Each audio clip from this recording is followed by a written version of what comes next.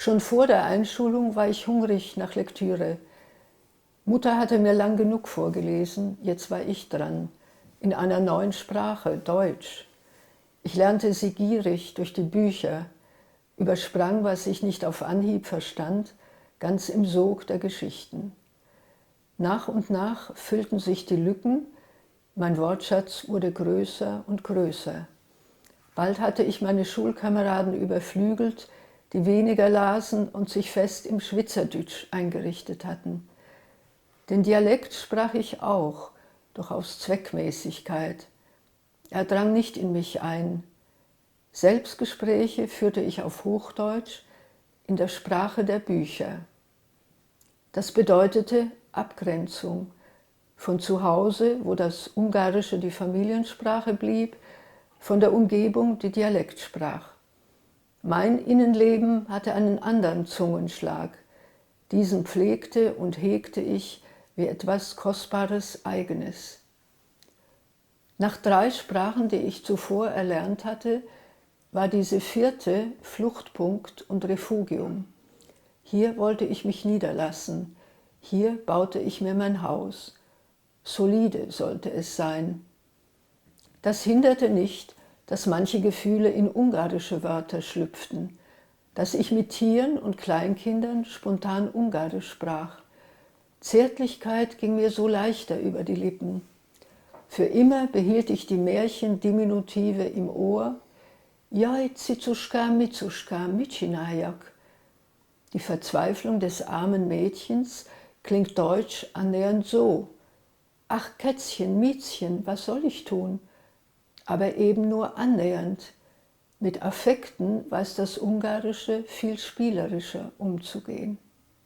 Meine Muttersprache ist Ungarisch und meine Mutter hat mir sehr viele Märchen vorgelesen, ganz früh, und ich habe diesen ungarischen Märchensound wirklich aufgenommen und im Ohr. Wir sind dann früh umgezogen nach Ljubljana, dort habe ich Slowenisch gelernt, das ist die Sprache meines Vaters. Dann sind wir nach Triest umgezogen, ebenfalls relativ früh. Die ganzen Umzüge haben sich sehr früh und schnell abgespielt. Triest ist eine sehr kosmopolitische Stadt. Ich habe dort Italienisch gelernt, ein bisschen. Und das war ja noch die Zeit, als Triest eine geteilte Stadt war. Also waren in unserer Umgebung auch viele britische und amerikanische Soldaten, die diese Zone A quasi überwacht und kontrolliert haben, während die Zone B zu Jugoslawien gehörte. Da war ich 5 mit 3 Sprachen. Dann sind wir 1951 nach Zürich gezogen. Dann kam die nächste Sprache dazu, Deutsch und Schweizerdeutsch, muss man auch sagen, denn das ist im Grunde auch fast eine eigene Sprache. Als ich lesen gelernt habe, das ist dann früh passiert, habe ich Deutsch gelesen, also in der Sprache der Umgebung und der Schule.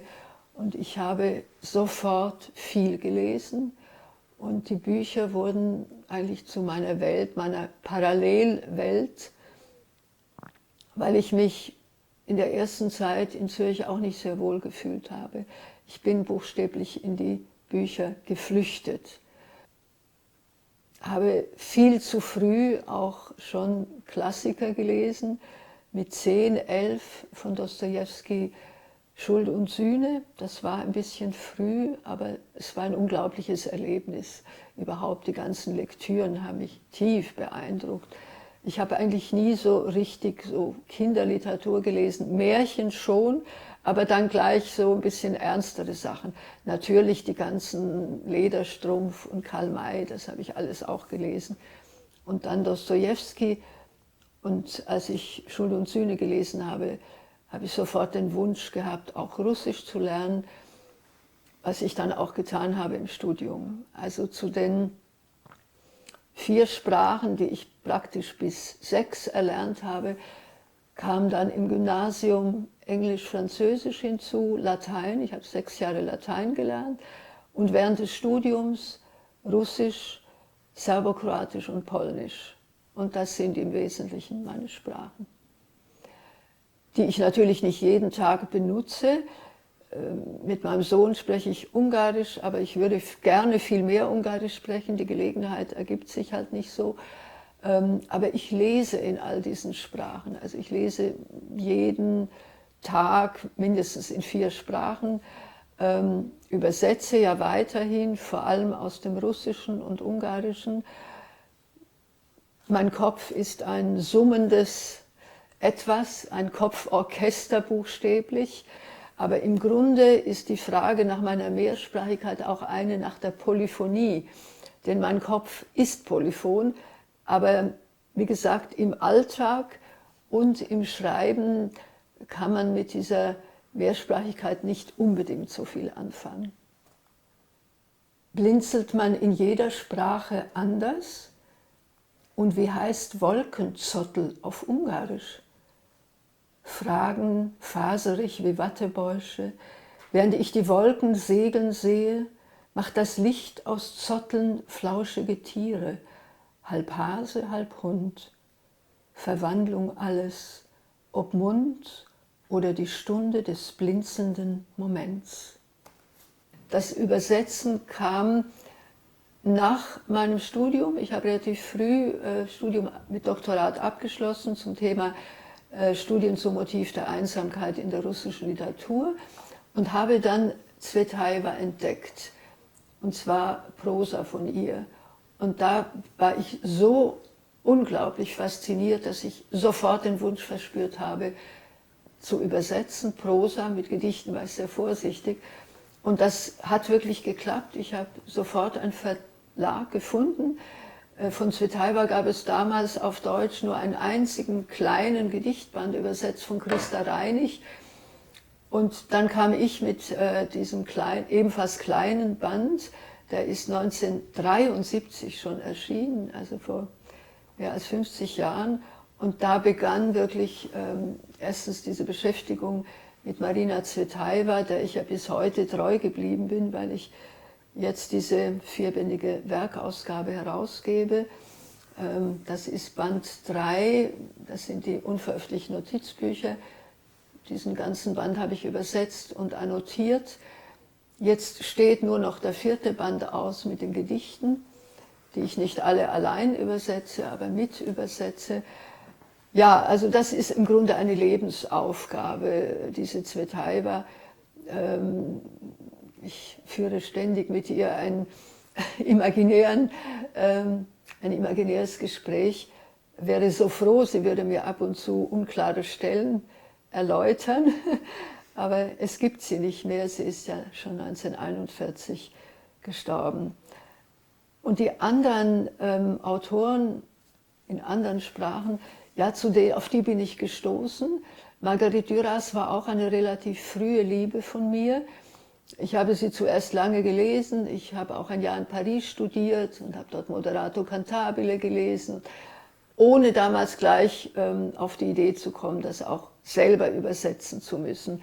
Aber später, 1980, habe ich ein Bändchen entdeckt, L'été 80, Sommer 1980.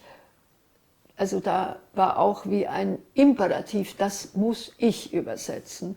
Und auch das ging sehr schnell. Ich habe das Surkamp vorgeschlagen und ein Jahr später war das Buch da.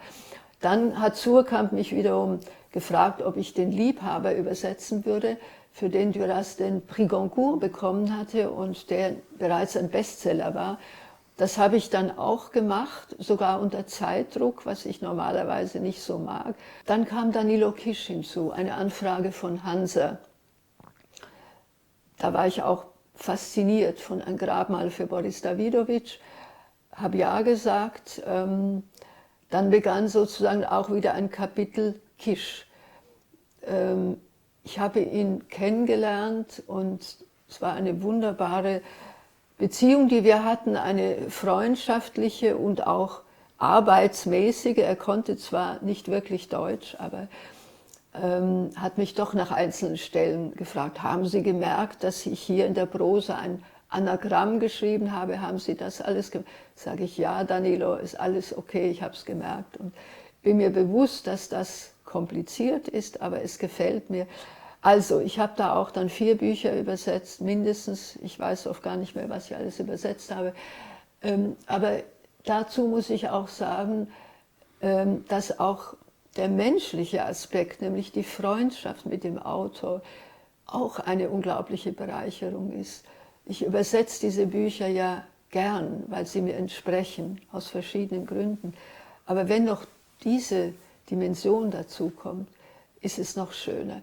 Dasselbe ist mir dann auch passiert mit Imre Kertész und mit Péter Nádas. Auch da fantastische Begegnungen. Kertész, von dem ich übersetzt habe, Ich ein anderer, und auch verschiedene Erzählungen, sagte mal, Ilma, wissen Sie, wenn ich aus Ihrer Übersetzung vorlese, habe ich den Eindruck, das ist das Original. Sie haben den Rhythmus auch wiedergegeben. Ich höre die Tonalität. Und das hat mich so berührt. Es war natürlich ein Kompliment. Ich habe ihn noch kurz vor seinem Tod in Budapest besucht und wir hatten noch ein sehr, sehr gutes und sehr ernstes Gespräch. Nicht so sehr über das Übersetzen als über das Leben und Sterben. Péter Nádas ist wieder ein anderer Fall. Zum Glück lebt er noch. Ich habe ihn neulich wieder gesehen, habe von ihm einen langen Essay übersetzt. Von ihm habe ich hauptsächlich Theaterstücke übersetzt, sehr viele, die auch aufgeführt wurden. Und das war eine große Herausforderung. Die sind sehr schwer, diese Theaterstücke, weil er mit sehr vielen Sprachebenen spielt, mit Umgangssprache, Vulgärsprache, aber auch mit poetischer Sprache. Auch das ist eigentlich eine sehr, sehr schöne Beziehung, die ich unbedingt Freundschaft nennen würde. Péter Nádas hat zum Beispiel Nachworte zu Büchern von mir geschrieben, die in ungarischer Übersetzung erschienen sind. Er hat sogar ein paar Gedichte von mir übersetzt. Manchmal beruht das auch auf einer Gegenseitigkeit. Ich muss noch etwas sagen, was wichtig ist. Im Großen und Ganzen habe ich mir die Autoren selbst ausgesucht. Ich bin nicht darauf angewiesen gewesen, viel zu übersetzen und alles, was man mir anbietet, um Geld zu verdienen, weil ich daneben geschrieben habe und daneben auch unterrichtet habe und auch viel publizistisch gearbeitet habe für verschiedene Zeitungen wie die Neue Zürcher Zeitung oder die Zeit. Das heißt, finanziert habe ich mich über mehrere Arbeitsbereiche, nicht nur über das Übersetzen. Ich würde auch nicht Dinge übersetzen oder Bücher, die mir nicht liegen. Also ich bin da sehr wählerisch, auch selbstkritisch, weil ich gar nicht alles kann. Mir liegt poetische Prosa besonders gut und deshalb war ich, wie gesagt, sehr froh, dass ich im Großen und Ganzen selber gesagt habe, das möchte ich, das möchte ich, das möchte ich nicht übersetzen. Und ja, bevor ich überhaupt etwas übersetze, beschäftige ich mich möglichst mit dem gesamten Werk eines Autors, einer Autorin. Das heißt, ich lese, lese, lese, lese, lese.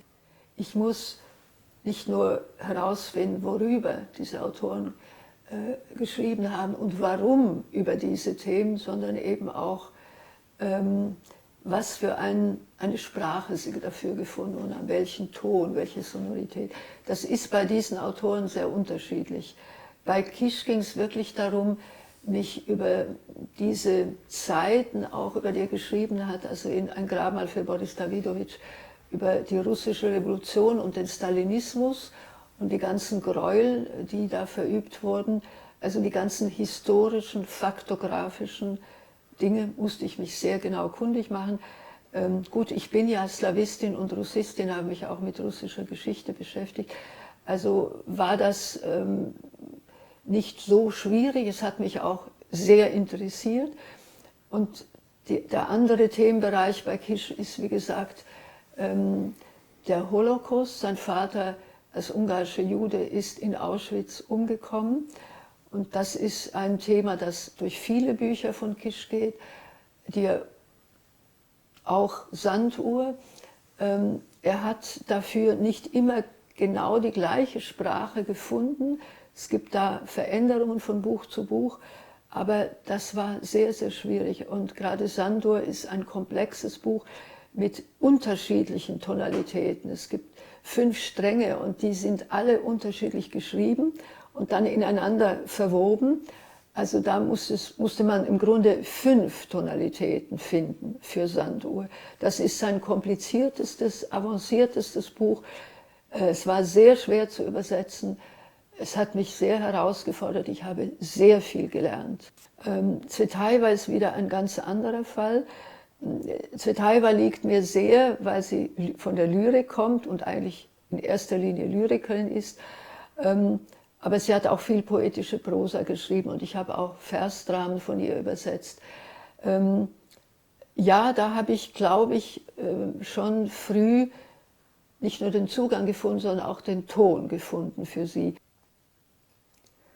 Ночные шепоты, шелка, разбрасывающая рука, ночные шепоты, шелка, разглаживающие уста, чета всех ревностей дневных и вспых всех древностей, и стиснув челюсти, и стих спор в шелесте. Nachtseufzer, Seide zerwühlende Hand, Nachtseufzer, Seide glättender Mund, Reigen der Tageseifersucht und Ruck der Vergangenheit. Kiefer zu, verstummt der Streit im Geraschel und ein Blatt an der Scheibe und des ersten Vogels Schrei, wie rein und vorbei. Nicht er, ade. Sie ging, die Achsel zuckt, kein Weh, nichts, nutzlos, Schluss, rigoros. Und mitten in diesem Trug das Schwert, die Dämmerung. Das Schwierigste ist ihre Lyrik. Ich habe ein Gedicht vorgelesen, das, man hört es schon, voller Reime, Assonanzen, kurze Wörter. Sie liebte sehr einsilbige Wörter, die dann oft auch die Reimwörter sind. Es geht um Rhythmus, es geht um ganz viele formale Dinge. Also da muss man sich sehr auf diese Dinge konzentrieren und nicht so sehr, ist es ein Liebesgedicht, das muss man auch natürlich mit übersetzen, aber es geht vor allem um Klang, Rhythmus, Lautlichkeit, dieser ganz spezifische Tsvetaeva-Ton. Jeder Autor stellt wieder andere Anforderungen. Genau das ist ja auch das Spannende und dass man da lernt, das Ohr zu schärfen für diese Sprache. Auch Duras im Liebhaber, auch ein ganz eigener Sound, den hatte ich aber auch relativ früh drauf. Ich wusste, das kann ich, das liegt mir auch. Bei ihr ist auch ein poetischer Sound, eine sehr lakonische und elliptische Sprache. Und da habe ich zum Teil bei den sehr prominenten oder ganz wichtigen Stellen, zum Beispiel im Liebhaber, habe ich angefangen, Silben zu zählen, um genau die französische Silbenzahl auch wiederzugeben, weil es auch auf Rhythmus drankommt. Wo macht man Atempausen? Ja? Wie klingt das? Wenn man das nicht schafft bei Duras, dann hat man sie verfehlt. Duras hat diesen Satz geprägt, die schlimmsten Fehler sind die musikalischen beim Übersetzen. Und ich bin vollkommen einverstanden bei ihr. Bei Tsvetaeva ist es vollkommen richtig. Nicht, wenn man mal irgendwie lexikalisch daneben greift, das ist nicht so schlimm. Aber wenn man die Musik verfehlt, dann ist alles für die Katz. Also meine Eltern hatten ganz andere Berufe, naturwissenschaftliche.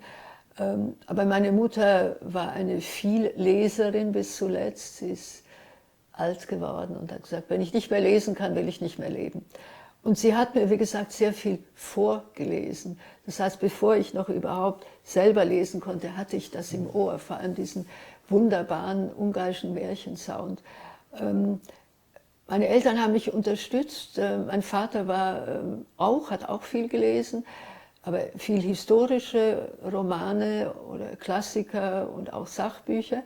Er war sehr musikalisch, mein Vater, also die Musikalität habe ich eher von ihm. Und ich wurde auch vielen Konzerte mitgenommen, habe früh angefangen Klavier zu spielen, habe sehr intensiv Klavier gespielt, auch mit Kammermusik, mit Geige und Cello und wollte ja eigentlich Musikerin werden. Und in meinem Erinnerungsbuch Mehr spielt ja die Musik eine wichtige Rolle. Also das zeigt auch schon ein Buchtitel wie Mehr. Ne? Also ich bin ein Ohrmensch wie Tsvetaeva. Bei mir ist das Ohr wichtiger noch als das Visuelle, aber natürlich kommt alles zusammen. Also ich bin auch ein Augenmensch, weil ich gehe sehr viel in Museen, Ausstellungen. Also durchaus ist das Auge natürlich sehr präsent, aber noch wichtiger ist das Ohr. Ja, ich hatte in der Grundschule einen Lehrer, der mich gefördert hat, der einfach erkannt hat, dass ich gerne Aufsätze schreibe und dass ich das kann und eine Affinität zur Literatur habe. Und auch im Gymnasium hatte ich sehr gute Lehrer, Deutsch, Latein, Englisch, nein, Französisch, Entschuldigung, Englisch mochte ich eben aus dem Grund nicht, aber Französisch habe ich dann auch studiert.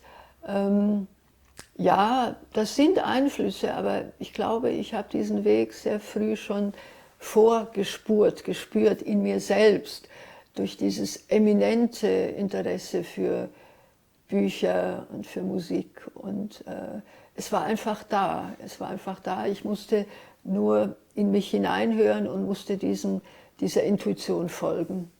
Ich bin auch nicht so sehr begabt, glaube ich, für Teamwork zum Beispiel, wobei ich das jetzt sehr genieße. Tsvetaeva, 4. Band, Gedichte, da habe ich ja weitere Übersetzer und Übersetzerinnen ins Boot geholt und wir haben gerade jetzt wieder einen Workshop gemacht, wo wir uns gegenseitig austauschen mit den Texten, also wirklich ganz genau am Text und das macht unglaublich Spaß. Es ist sehr bereichernd. Also das hat was, aber auch im Schreiben war ich eher so zurückgezogen. Ich sitze da und mache mein Ding und wenn ich das Gefühl habe, ich bin wirklich fertig, dann schicke ich es an den Verlag. Also ich würde das nicht auf halber Strecke jemandem zu lesen geben, Freunden. Ich bin nicht so der Typ. Ich mache das alleine und dann, wenn es fertig ist, dann gebe ich es erst weg und dann kann es der Lektor lesen. Eigentlich habe ich so immer gearbeitet. Anregungen kamen natürlich oft auch wieder durch Lesungen und Begegnungen einfach mit Autorinnen und Autoren, die ich gelesen habe. Ich habe Mayröcker zum Beispiel mehrmals besucht. Mayröcker, die für mich eine absolute Gigantin ist der Literatur, also Vorbild in dem Sinn nicht. Man kann ja nicht jetzt einer Mayröcker nacheifern, aber zum Beispiel kommt sie sehr oft auch in Zitaten vor bei mir in Büchern. Auch Ilse Aichinger habe ich gekannt, also 2 dieser großen Figuren, auch Jelinek und viele andere. Also ich habe einen sehr großen Freundeskreis unter Autoren und Autorinnen. Ich habe nie irgendwie Neid verspürt, weder auf Jüngere oder Ältere. Also es war immer Austausch, Dialog. Also das Dialogische ist mir sehr wichtig im Schreiben. Beim Übersetzen, wie gesagt, auch, solange die Autoren zur Verfügung standen, auch für Fragen, habe ich das genutzt. Das ist ja wunderbar. Also in dem Sinn bin ich schon sehr offen für Dialog und auch für Anregungen und Korrekturen. Ja. Es ist wirklich ein toller Beruf, zu übersetzen und zu schreiben. Ich hätte nie mir einen besseren gewünscht. Ich habe mich sowohl durchs Übersetzen vermittelnd eingebracht, als auch eben durch sehr viele Artikel, Essays, Nachworte. Und ich war auch sehr glücklich, als ich 1998 in Leipzig diesen Leipziger Buchpreis zur europäischen Verständigung bekommen habe, den Anerkennungspreis für die Vermittlungstätigkeit. Das ist ja ein schöner Preis zur europäischen Verständigung. Und gerade zwischen Ost und West, das ist tatsächlich so, dass halt diese Literaturen aus Osteuropa und Südosteuropa viel zu wenig bekannt sind eigentlich. Nun, was die Situation aktuell angeht mit diesem unseligen Krieg, den Russland gegen die Ukraine führt, das ist für mich ganz, ganz furchtbar. Ich kann wirklich kaum darüber sprechen, weil es mir so nahe geht. Aber ja, natürlich habe ich da auch eine Verantwortung. Ich habe gerade ein großes 500-seitiges Buch abgeschlossen, eine Art Tagebuchprosa, wo es ganz viel um die Ukraine geht. Das kommt jetzt im Herbst bei Droschl heraus. Ich habe in dieser Zeit viel in der Zeitung über ukrainische Literatur geschrieben, über Serhij Zhadan, über zum Beispiel eine Anthologie, den Krieg übersetzen, alles ukrainische Lyriker und Lyrikerinnen. Und weitere, also wo ich dann immer den Krieg natürlich erwähne und sage, wie geht man damit um? Ich habe selber jetzt nicht, ich übersetze nicht aus dem Ukrainischen, übersetzt, aber in dieser Art ist es eine ständige Auseinandersetzung mit diesem Krieg, auch in eigenen Gedichten. Ich habe mehrere Gedichtzyklen über diesen Krieg selber geschrieben. Also das ist selbstverständlich eine Verantwortung. Schreibend, in eigenen Texten, vermittelnd, in Zeitungstexten, darauf zu reagieren. Und zwar klar zu reagieren. Ich habe eine ganz klare Meinung zu diesem Krieg, den ich ganz furchtbar finde und der so schnell nicht enden wird. Das ist meine Prognose.